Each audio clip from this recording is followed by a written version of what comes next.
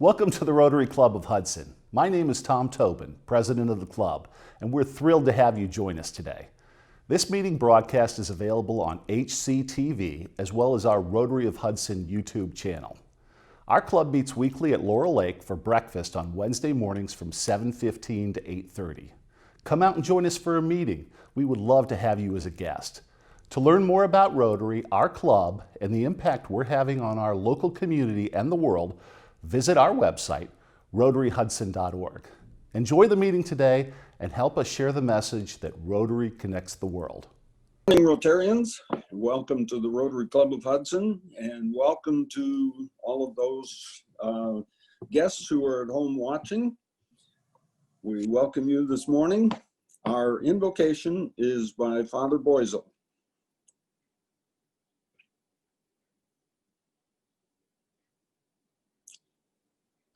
Father Joe, you have to unmute.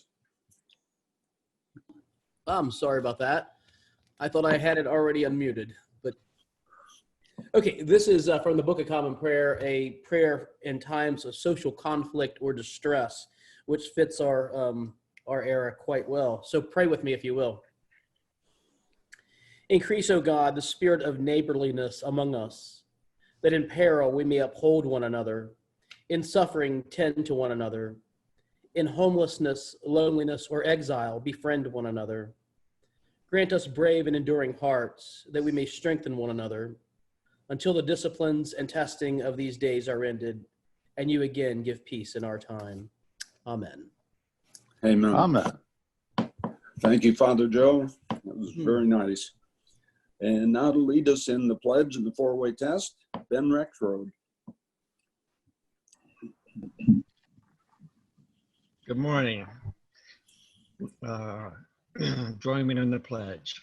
I pledge allegiance to the flag of the United States of America and to the republic for which it stands, one nation under God, indivisible, with liberty and justice for all.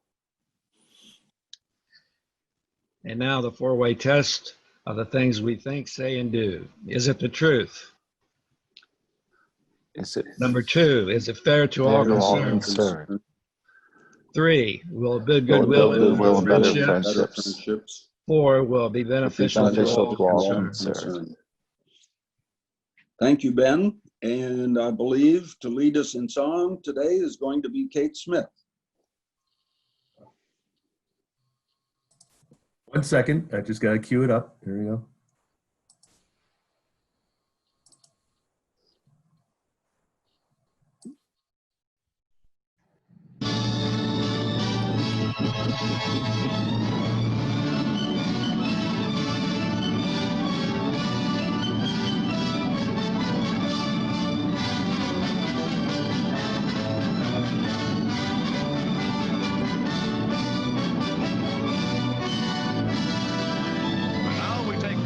In presenting to you the star of our program, Miss Kate Smith. Hello, everybody. It is my happy privilege to introduce a new song, God Bless America. While the storm clouds gather far across the sea, let us swear allegiance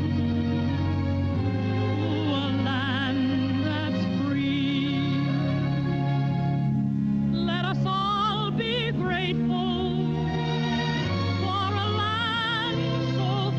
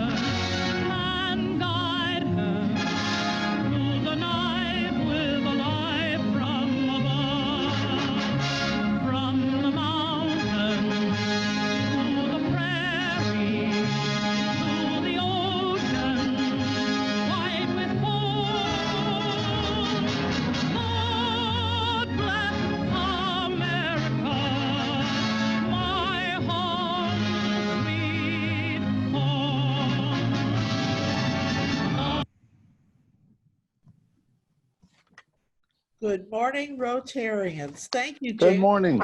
Now, rendition. If you were not awake before, you certainly are now. That was just wonderful.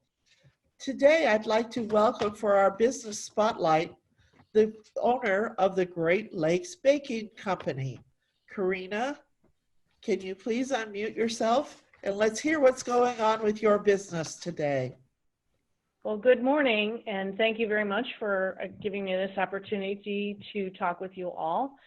The bakery is open again. It was shut for a few weeks, and during that time, we were very busy cleaning everything from top to bottom more than once. We've had the place painted, which had been done in over 20 years, and so it badly needed it. Cleaned up some things that were hanging around that we didn't really need, and just basically made it look a little bit more open. We've added new products. I sent some photos to you, Marilyn. I don't know if you were, if you got them today. We can cue those now, James.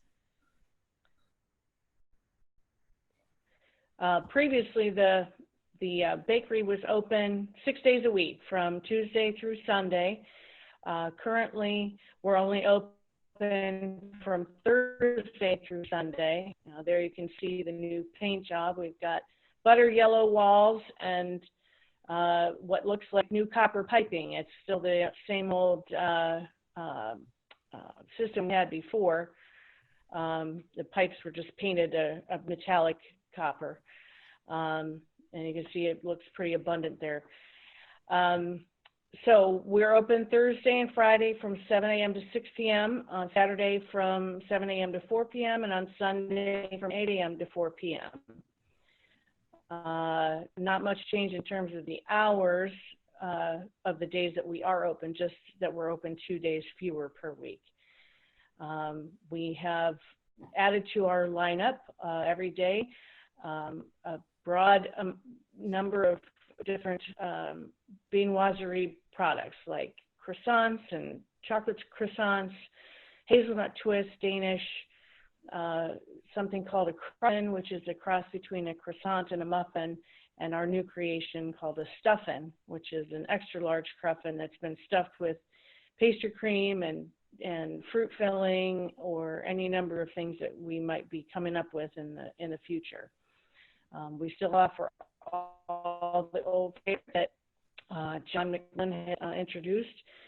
The rustic French is still probably the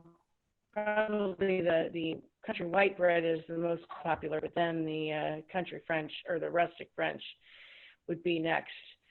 So we offer pretty much all the breads that we previously offered, or that was previously offered at the bakery.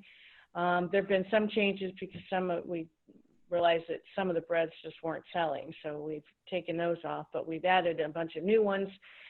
We have a German bread that is called Vollkornbrot, which is a very heavy, dense loaf. It weighs 2 pounds, but it lasts forever because it's a sourdough and you slice it very thinly.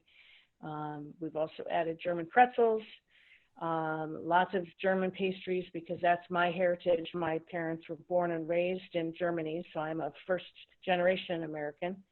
And so I'm very close to my German heritage, and I plan to bring even more German and other European pastries to the bakery as room allows. It's kind of tight in our production space. It's kind of a small bakery, but we are doing our best with the space that we've got. This is absolutely wonderful. And right now my mouth is watering. Thank you. Thank you. Every year, the Great Lakes Baking Company has provided a gift certificate to our club's gala. And this is our way of saying thank you for being such a loyal supporter of us. We really wanted everyone to know what was going on with your bakery, and the best of success to you. Thank you very much. Next, we're calling on Chris Barker to give us an update to the EMS project. Chris, can you please Yes, unmute yourself? absolutely. Good morning, Rotarians and guests. I'm Hey, happy Chris. to report that the generous donations continue to come in from the fabulous people in our community. So as of yesterday, we have collected $12,214.60. It's just amazing. I can't thank those that have donated. I can't thank you enough. And I know even I was talking to a few of the EMS folks, and they're absolutely amazed by how giving our community is. So thank you to everyone. And again, it's $12,214.60. Thank you on behalf of EMS Outreach of Hudson. Now that is the contribution from the community. That is not counting the monies that are being contributed from the Rotary Club. And is Doug McDowell available for just a second? Yes, I am, Marilyn. Give us an update what we're throwing in the pot. Okay. So far from fellow Rotarians, our friends and neighbors, and there's also the donation from Northwest Bank has been received. We're able to contribute a little over $7,000 to the fund, which means between the amount given to Chris directly and our contribution, we're at a little over $20,000. If you'll remember, we needed, our goal was $25,000. So I think we're within sight of fulfilling the overall goal of the project, and I'm really excited. I also want to thank everyone that's contributed. If you haven't had a chance yet, every little bit counts. I might suggest, Marilyn, I'll put in the chat box my home address, okay? So that if anybody wants to send me a check directly and get it in, because I was just thinking this morning, we need to, I've sent a check or I've sent an email to Heidi this morning saying we've got to give the go to Chief Barnes to start ordering this material, because it's really only 6 weeks till September 1st. And I don't know what the supply chain will be like, but I'll add my address, and I want to again thank everybody, encourage anybody that hasn't had a chance yet to donate. Thank you. We wrapped up the wrapping paper project last week, and so that is concluded. Donna, could you give us just a real brief update? Please unmute, Donna.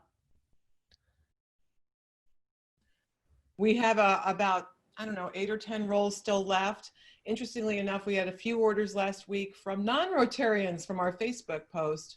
I think we're at about $560 net from the wrapping paper. And if we could sell the last few rolls, we could tip over 600, which would be wonderful. So while it's officially wrapped up, if you want to snag a couple rolls, there's still time this week. Email me or toss in a note in the chat box, and I'll follow up with you. Thank you to everyone that has helped on that. And then lastly, this is the last week that I'll be publicizing the sale of the Boy Scout Saver Guides. Again, those were $10 each, and 100% of the donation is going towards the Rotary, the Hudson Rotary Foundation. Again, I'm the person coordinating that. You can either text me, email me, give me a call. I love talking to all of you guys. You all know that. So anyway, at the last board meeting, it was decided to discontinue the Bob's Bikes program. We simply just did not have the resources to sustain it, but I'm also very, very proud of the fact that we have partnered with a program called Cycles for Christ that's affiliated with the Hudson Presbyterian Church. Let's hear more about that program from Bill McClure. Bill, please unmute yourself. Tell us a bit more about that, because Bill is volunteering with it. Good morning, Bill. Good morning. I'll introduce you to Cycles for Christ.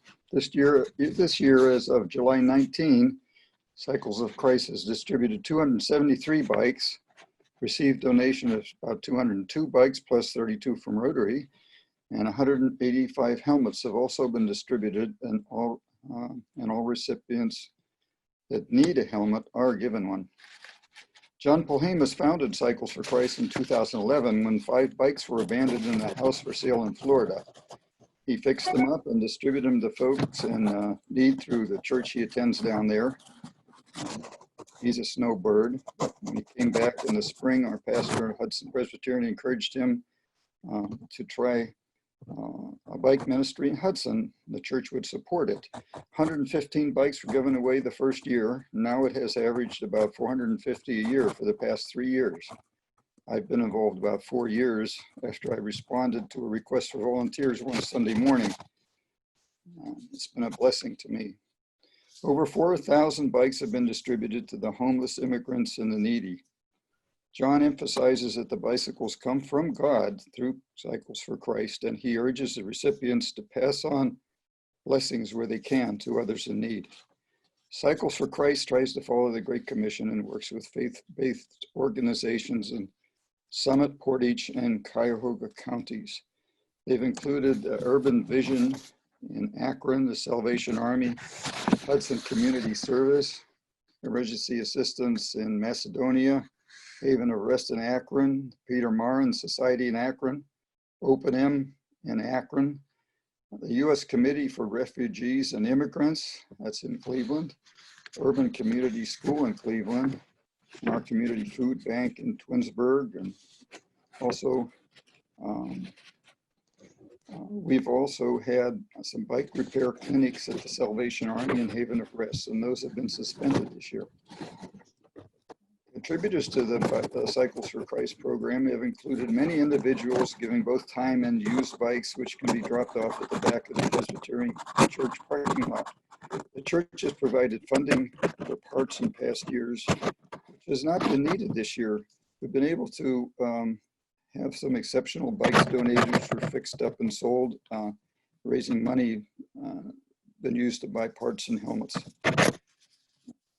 Cubpack 3327 has helped with their annual bike collection drive, and Eddie's Bike has contributed last year 100 bikes and parts discounts, and Century Cycle has contributed 40 bikes last year, and they give us parts discounts. New Bedford Police and Hudson Police also get bikes and donate them. Any Rotarian who likes to tinker with bikes and would like to help is welcome to pick up a bike or two at John's house in Valley View and fix them at home. This has been what I and Marty Lighthoff, a fellow Presbyterian, has been doing this year. And John said to be sure and tell the Rotary how grateful Cycles for Christ is for the donation of the 32 bikes, which Ron Strobel helped us move when we emptied the storage locker on Monday. That's about it. Thank you so much, Bill. And thanks again to Ron for helping facilitate that move. That means we have now emptied everything out of the storage container, and we no longer need to worry that we're going to have to start paying for something that we really don't need anymore. Again, a thank you to Pat Shear, who made the Scout facility available for the Rotary Treasures. And thank you very, very much to Cycles of Christ for partnering with us. It's a good feeling when we can do things like that and collaborate with others in our community and know that the good work that we started with Bob's Bikes is now being transferred to the wonderful folks at Hudson Presbyterian and the program Cycles for Christ. So that's pretty much what I've got to say today, and I'm going to turn the microphone over to John Adams, and we're very anxious to hear what we have planned today. Thank you, John. Thank you, Marilyn. Good morning, Rotarians. It's my excitement to be with you all this morning and continue what's been really fun. I know personally, I've seen many of you. I've sat and had breakfast with you. We've said hello to one another. But truth be told, I didn't really know who you were or what your story was. And so it's been really fun, if I could use the word, growing the intimacy in our chapter and getting to know people better as a result of this conversation that we've been having with each member individually. So in that light, let's continue. We're going to start with the Rotarian of the Year, Donna Kastner, and she is generously agreed to be interviewed And so Donna, good morning to you. You know the format. I'm going to set my timer here to 10 minutes to keep us on track. And we're just going to have a conversation and everyone else is going to watch. Is that a fair deal? Fair deal. Okay. So good morning to you. How are you doing today? Doing great. How are you, John? We are good. I'm sitting here at my home office where I've been for weeks and weeks during the COVID, and I have two big Labradors that were kind of my furry office assistants during me working from home. And my oldest lab, who's about 100 pounds, just came in and put his head on my feet like, "You are working from home today, aren't you?" So he's spoken. He would like me to stay home today. I don't know if that's going to work out, but anyhow.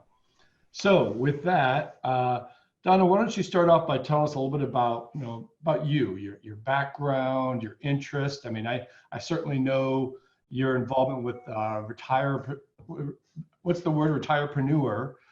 So I'm looking forward to getting to know you better this morning over the next 10 minutes. Okay, so Donna Kastner, living here in Hudson, 25 years.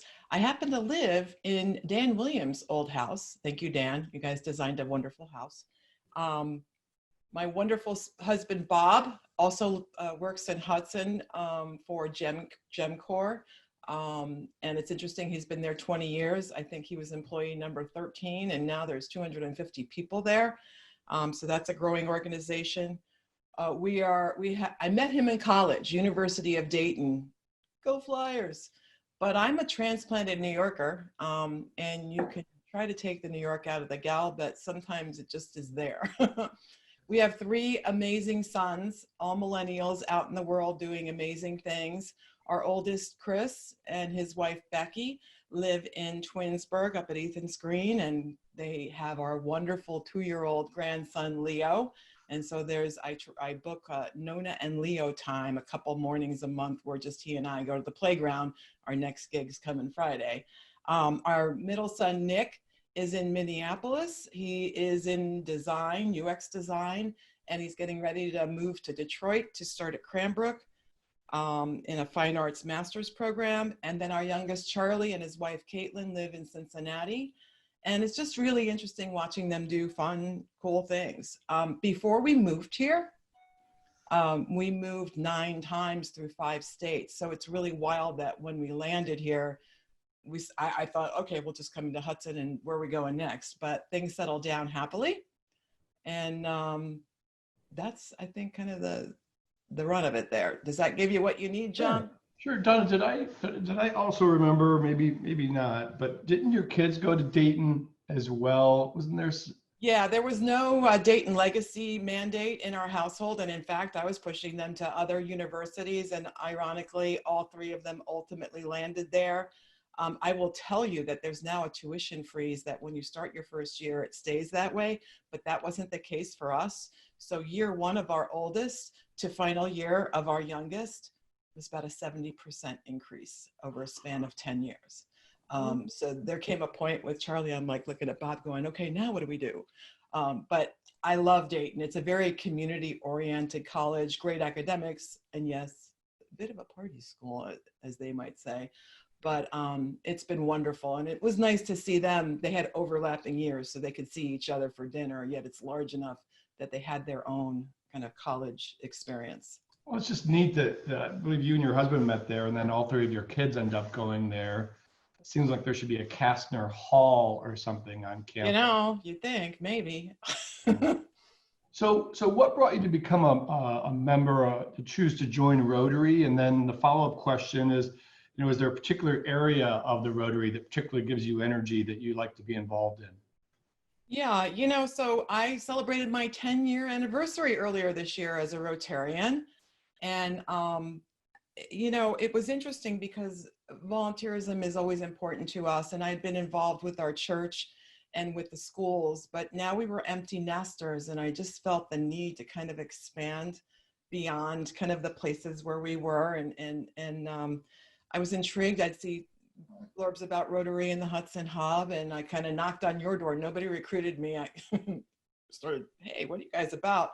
And the more I looked, the more I was enchanted. And I think it was important to understand so much goes on in this community. And I think I I think I was delighted to find out that there was a whole group doing amazing things that we benefited from, things that makes this community so wonderful. So it was an uncomfortable step for me too, because you're kind of walking into something new. You don't know anyone. But you know, in time that came and John, first of all, I want to tell you, I'm enjoying watching the other interviews on this. So thank you for doing this. Sure.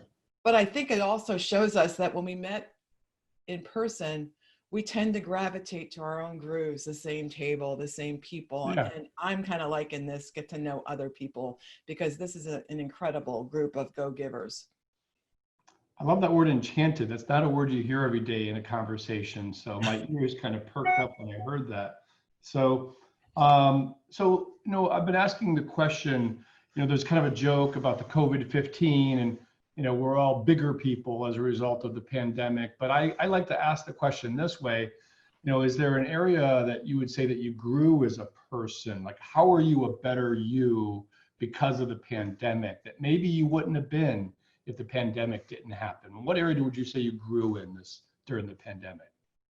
Well, I recently wrote and published something about my pandemic pivot, and you guys were part of it.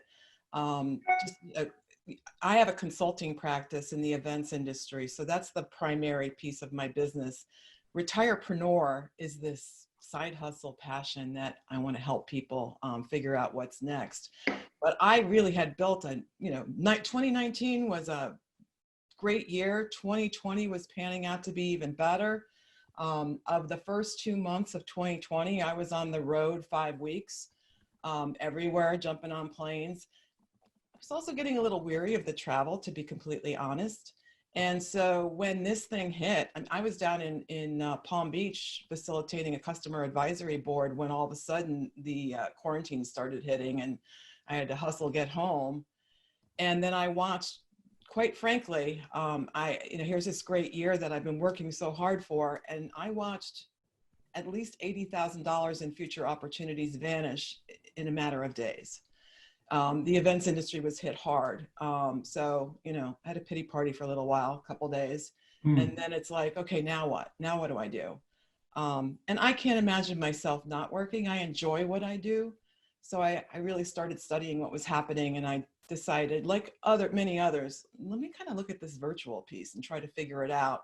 And I purposely decided to volunteer, and I actually created 90 days, here's what I'm doing. And I'm going to volunteer for any organization that wants to tap my support. And in the process, I will learn. And I did, big time. And you guys watched all that. James, you're doing a phenomenal job. I was like fumbling around, but each week I got better. And I do believe that you can read all the study guides and watch all the tutorial videos. And there's a certain point you have to dive in the deep side of the pool. And that's what I did. So for me, miraculously, while I haven't, fully recovered, revenue is back. Interestingly enough, I leaned into this pandemic because companies, even local businesses are trying to figure out, okay, business looks different. How do we have to evolve? And so now I'm facilitating, focus groups to help customers understand, or clients understand, how their clients are changing and how their needs are changing. And I am just enjoying those discussions and others. And somebody dubbed me the Zoom whisperer, and I kind of like that. So that's kind of, I think, the thing I'm going to hold on to. And yes, I'll travel hopefully someday, but not near as much as I did in the past. So that's the good news. And then also I watched organizations like this. When I look at the screen and see everybody looking straight on into a Zoom camera, I mean, this is an amazing thing. It's not as good as face-to-face, granted, but not bad. So Zoom whisperer, that's enchanted and Zoom whisperer. Those are a couple of words sticking around in my head. So, I want to ask this question, and with the social unrest in our country right now, and then of course combined with the pandemic going on, if you were to kind of write a note, words of wisdom to the grandson that you're going to spend some time with this Friday morning, that someday he's going to find a note from you, what would that note say to him about these times that you'd want him to know? Yeah, I'm actually kind of capturing this in a book that I'm co-authoring with someone, and there's some things that are just bubbling up. First and foremost, be kind, be gracious. I think that in today's kind of volatile climate, we're leaping to judgments a little quickly. There's division at a time when it's hurting us. I think of the prayer of St. Francis, seek to understand before being understood. Understand that there's people that may have different vantage points and viewpoints, and just be curious, learn more, listen.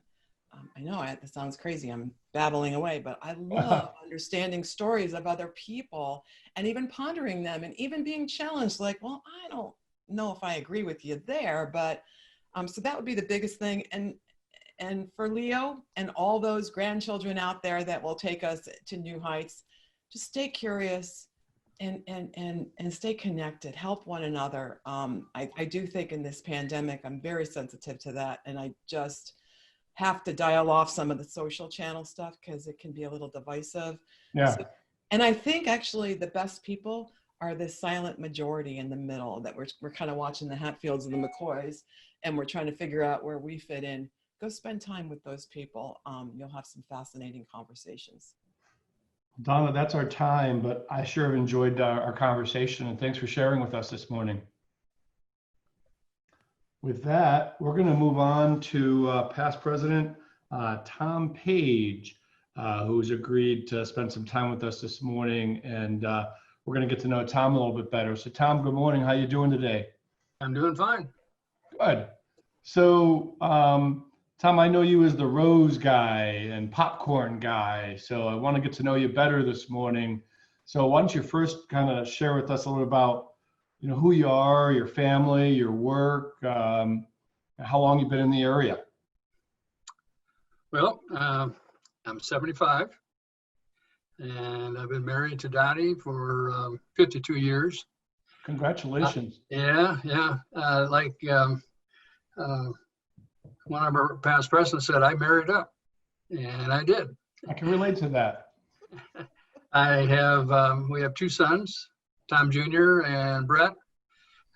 Tommy's here in the Stowe area and works over at Joanne Fabrics, and Brett is with our four grandsons, Bryce, Reese, and Trevor and Connor. They're down in Dublin, Ohio. And so that's only a short 2 hours away, and we haven't seen them as much as of late, but we've been spending quality time with them. I've lived in Hudson for 20 years now. Scary. I don't think I lived anywhere that long. I met Dottie at University of Wisconsin at Whitewater. We're both refugees. She went to the University of Wisconsin, Madison, and I went to Western Michigan University in Kalamazoo. I attempted to play football until I tore up a shoulder and knee and what have you. What a fool, huh? Anyway, we both met at UW Whitewater, and some of you around here might know of them through Mount Union when they were able to sneak a couple national championships in football from Mount Union, because they usually win all the time. Interests, Rotary Club, church boards, like to golf. As Ron Strobel would tell you, not too good, but I like to golf. Read, go to the beach. We've got a place down Hilton Head, and hang out with my grandson. So those are kind of my interests, kind of pedestrian, but it's pretty good.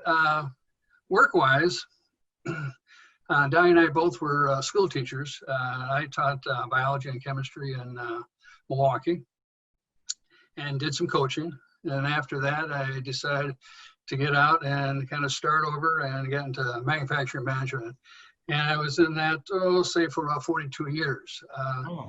And most recently, I retired 5 years ago, and I was the past president and chairman of the board of a company called Falls Filtration here in Cuyahoga Falls. But how do you get there? is a different story. I spent 11 years as the president, but prior to that, I spent another 31 years getting prepared for that. And I worked for companies. In fact, that's where I met Ron Strobel down in Evansville, Indiana. I worked for Bucera Siri and worked for Alice Chalmers, Implement Division up in LaPorte, Indiana. General Dynamics making Army tanks. Very proud time. That was during Desert Storm. And it was pretty exciting times. Now, if you don't like war, and I'm not really all for war, that's one thing, but talk about bringing a group together, making tanks for people who are using them over in Desert Storm was pretty cool, actually. Yeah. I worked for the Donaldson Company, a big filtration company, air and liquid filtration. And then they bought a company out here called Airmaze, and they sent me out here from a plant I was running in Missouri. Missouri. It's not Missouri. And so for 3 years, I ran that operation. And then I had a boss back in the Twin Cities said, you know, you got to consider buying this place. We're not going to keep it. So that's kind of what happened. And so a combination of running a company and doing every job known to mankind in manufacturing, it prepared me for actually running a company. And it was really a great experience. I enjoyed it immensely. And but I'm glad I'm retired. So Tom, what brought you to become a member of Rotary? And is there an area of it that you particularly enjoy? Well, I mentioned Ron Strobel, and he saw me a couple of times here in town. And he's kind of tenacious, if you know Ron. And I didn't really jump at it right away, but I think it took 2 or 3 years, didn't it, Ron? And I joined. And I haven't really looked back. I've met some fabulous people. I'd have to say it's probably the best club organization that I've ever belonged to. And I can explain more about that. But some of the assignments that I've had, and maybe helpful for our newer members, is I was a club secretary for 2 years. Then I became club president. And that was a journey. I want to tell you, when you perform 52 weeks out of the year, you get a couple weeks off. It's a challenge. And of course, I was working full time at the time. So, and then I had a family, and I still do. But what I've done in between is I've been chairman of the fall fundraiser. We used to have a summer picnic. We used to have an annual golf outing, and I help run those. And I've been part of the gala group. Other activities, sitting on the green, work out at Camp Manitowoc, AB setup is probably well you people know me for, and I did some work with a speech contest. And I only mention all those is because those are probably those specific activities are where you get this camaraderie and fellowship, and you're able to actually meet your fellow Rotarians in a very neat way. Staying out in the cold on Sand on Green, I want to tell you, you learn to appreciate one another, even though you're freezing your tail off. And, flipping hot dogs for Art on the Green, it's a good thing we have some people who know how to cook them. I know how to burn them. Anyway, probably the best thing about being a Rotarian is just the fellowship. It's just a fantastic group. When I was club president, I had a little health scare. So Rich Warfield had to jump in and fill in for me for a couple of weeks till I got back. And you just see people pull together. Whenever there's an activity and you think, my gosh, we can't get this done, all of a sudden somebody raises their hand and says, yeah, I'll help out. Or yes, I'll do that. And it just goes on and on and on. And so it's a great opportunity. It's a great opportunity to interact with one another. And well, that's about all I got. Well, I'm finding a trend from manufacturing. You wore all the hats before you were president. And now on Rotary, it seems like you're wearing all the hats of anything that you could possibly be done as a Rotarian. So that's interesting. So what would you say that you grew? You know, how would you say, Tom, that you grew as a person as a result of COVID? Well, I gained too much weight. That's growth. Yeah. I watched too much TV. I don't know if that's growth. But you know, I thought about that, John, and you know, it's kind of like I've always been a family guy, but you really learn to appreciate what we have as a family. And I've always spent a lot of time with the family and with the kids and the grandkids, but we've spent more quality time because they haven't had to have a macro of time, meaning you get together all the time because of this pandemic and being cognizant of each other. So we've spent more quality time with our sons and our grandsons, and of course my wife. So I'd have to say that's kind of, you know, if you call it growth, it makes you step back, and Donna says it much better than I do, but yeah, it makes you step back and take perspective and appreciate one another. Yeah.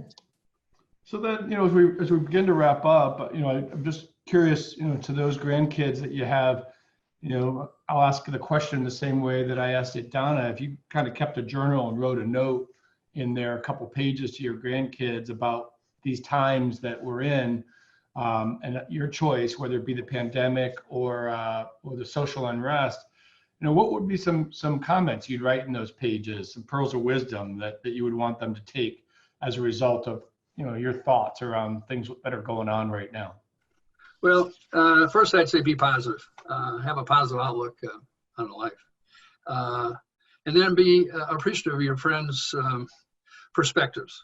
You know, it's very interesting. It's not really so much my kids, but every year a bunch of us go back to Milwaukee or high school, and we have a golf outing, and we sit outside and eat somewhere and just have a good time.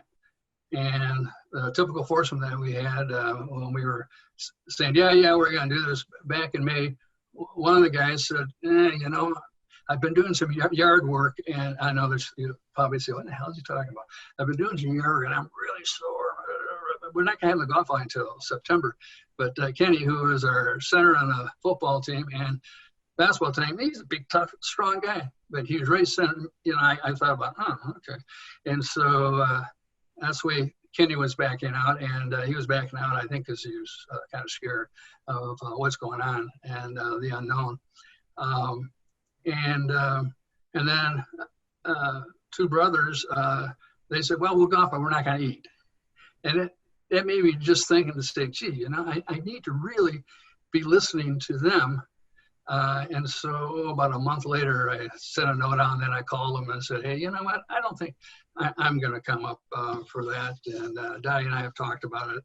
You know, we just, we'll do it another year. But I was also thinking about them too, because they were sending me a message that they really didn't want to do this. So anyhow, be appreciative of your other friend's perspective.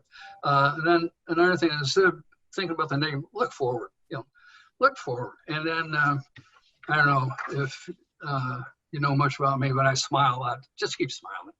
And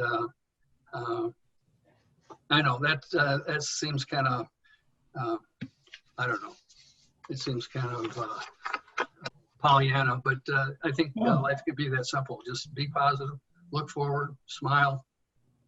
Well, I would definitely say, as I've seen you around, you do smile a lot, and that's certainly a good thing. So, well, Tom, I appreciate you sharing with us. I've certainly gotten to know you better this morning, these last 10 minutes. So, so thanks for doing that. So now we're gonna wrap up our third and final speaker, past president as well, Allison Feister. So Allison, good morning to you. Good morning. I'm unmuted. How are you today? Good. And I always tell everybody, including judges, feaster rhymes with Easter. Okay. As I said that, I was wanting to pull it back and say it differently. That's all right. Happens to all of us. So Allison, you know, I've seen you. You're always a nice person, and we've said hello, but I don't know who you are. So would you mind sharing with us a little bit about your background and who you are? Sure. A lot of people who've known me in Rotary or friends know a lot about me, but I'm always happy to share. I'm married to Kent, terrific guy. He's been an honorary Rotarian, helping, playing an elf at Santa on the Green even, and carrying things. So he's been terrific. We have 6 daughters, 3 Wow. mine, 2 his, 1 ours. So I'll just quickly go through our daughters, and I took notes because it's a lot of information. Yeah. So for example, our oldest daughter lives in LA. She came home to visit, as she said, to see people and different walls. She is a screenwriter and creative development executive for the Motion Picture Corporation of America, which most people probably don't know produced the Dumb and Dumber series movies. Kara was born in New York City and has 7 movies that you can see on Netflix, Hallmark, Amazon Prime, and UPS Network. And many of you have already heard about The Night Before Christmas. We've got Secret Service, Groomzilla, Heavenly Match, etc. So next, daughter number 2 is Dr. Megan Russell. She also was born in New York City. She lives in Winchester, Massachusetts with her husband and 2 boys, ages 4 and 7. See, I've got to write this down. She's a geneticist working in personalized medicine and genetic oncology. So I asked her, well, what does that mean? She looks at a patient's tumor for mutation profiles to see if particular genes are mutated that would predict response to certain cancer treatments. So I think she's going to be invited to talk to you all because it's fascinating what we can do and some of the resources now available to us. Absolutely. That'll be interesting. Oh, definitely. Next is our daughter, Keely Russell Carl. She was born in Monterrey, Mexico.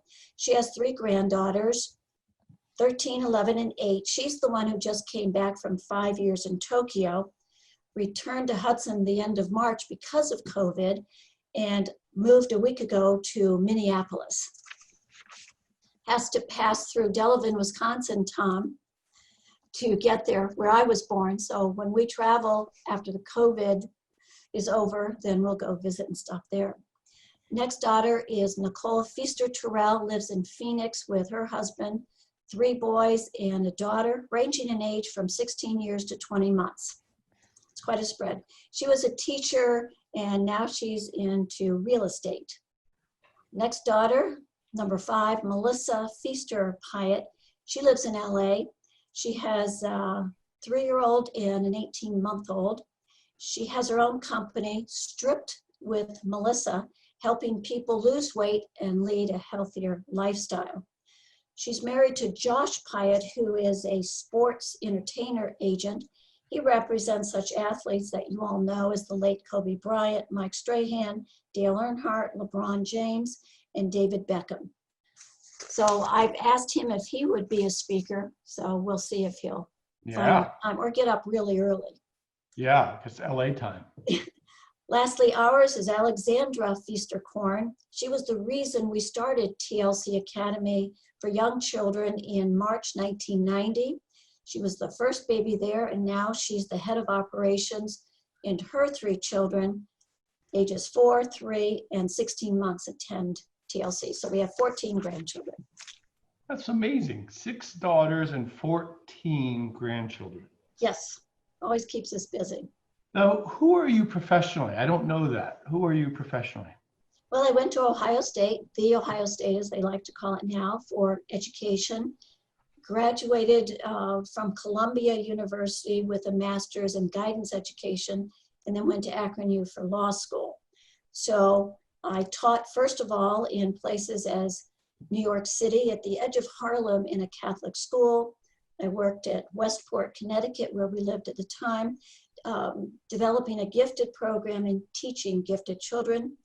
Taught English in Monterey, and then was a substitute teacher in Hudson while I went to law school at night. So then I became a lawyer. Why not, right? And because of my education background, it was a natural fit to go into litigation and trial work because you're basically teaching the jurors. Then I went more toward estate planning, and now I'm doing mostly mediations for the Common Pleas Court in Summit County and doing private mediations for private parties who filed a lawsuit or have not yet filed a lawsuit. So when do you sleep? I mean, let's see, I like to tell people to stay busy. So when I do sleep, as Ken knows, I'm gone. That's amazing. So what brought you to Rotary, and with all the things you have going on? How long have you been a Rotarian? Since I looked this up, June 5th, I'm sorry, May 6th of 2009. See, I had to write that down. Thank you, Gail Royster, for bringing me into the Rotary family. And is there an area of Rotary that you particularly enjoy or gives you energy? Well, as past president, 2014-15, I was also president of the Hudson Foundation for 2 years, and that was fabulous work. I followed Dan Williams, and I want to just give a shout out to all the trustees and officers of the foundation. Do great work, and I thank you for that.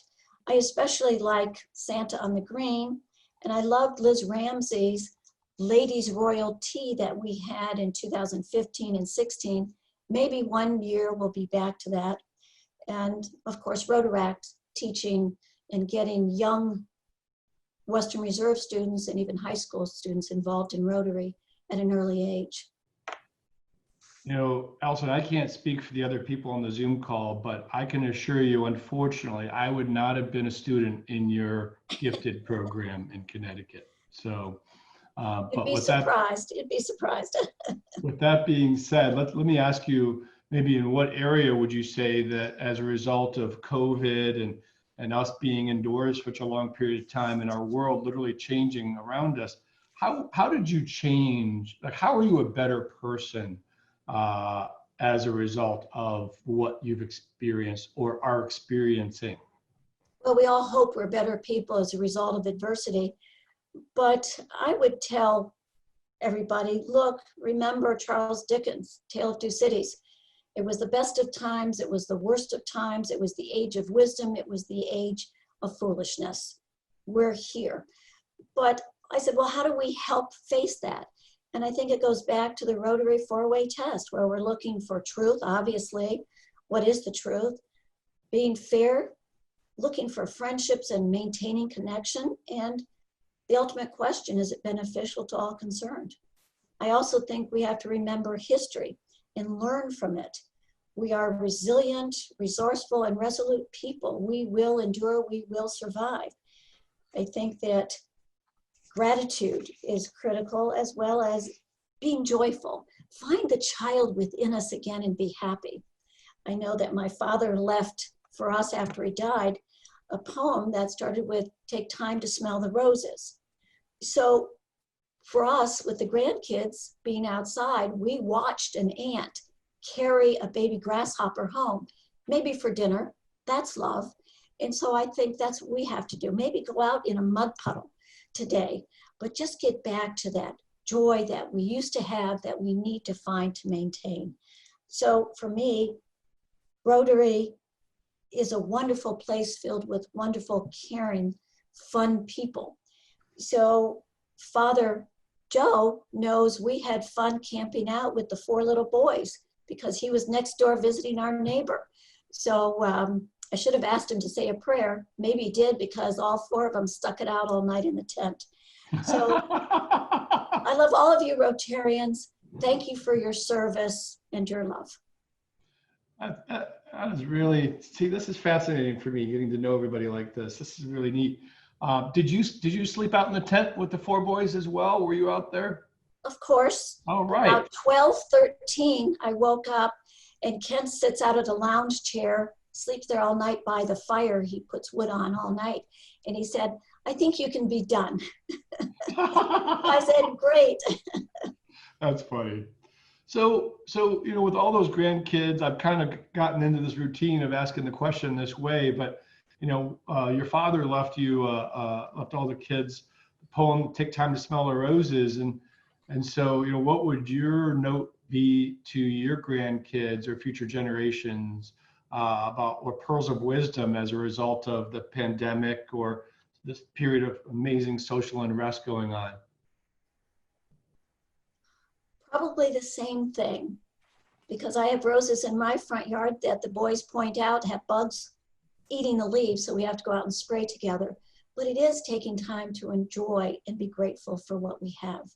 As my newly 3 grandson says, we'll be able to visit cousins after the virus. So it's almost like the BCAD in their minds, that after the virus, we can do all kinds of other things.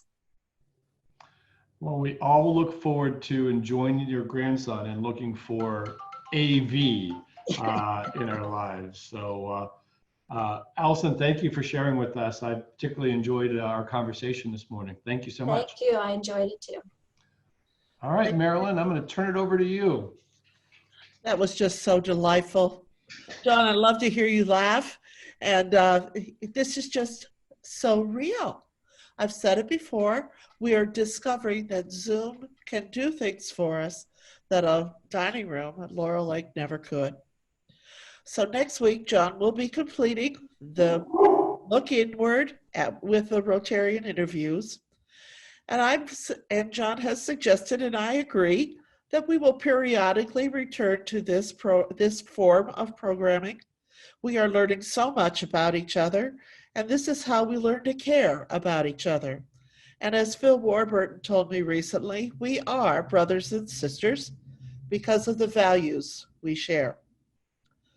The e-bulletin that you received on Sunday is how this is going to look in the future, and I expect that you will receive it on Sunday. And it will, of course, have my commentary in it.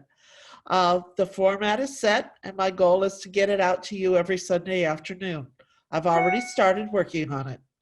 I'd like to highlight what members are doing, so help me out here and let me know when you have something fun and exciting to share, whether it's a wedding or a special birthday or a grandchild's accomplishment. Please use your imagination and let's make it fun. There's a lot going on, and I promise that I will not fine you over anything that you tell me. And also, I will be sending out a weekly quick reminder with the link so that it's on the top of your email when you check it on Wednesday morning. This day in history, I've done this before.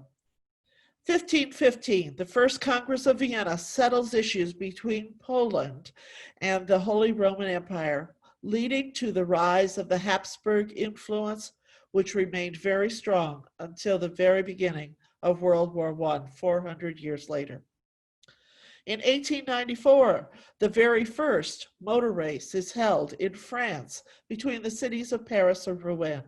I've been to both. The victor was Albert Lemaitre, driving his 3-horsepower petrol-engined Peugeot.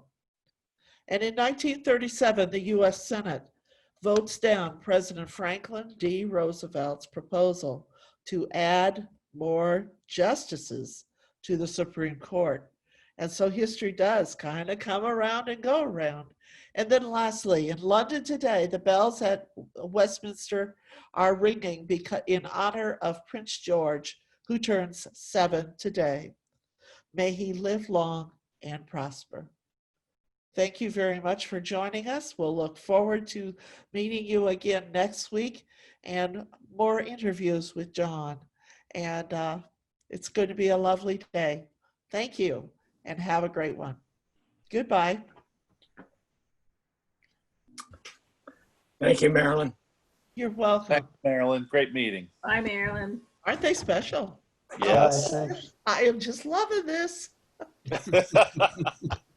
Thanks, Marilyn.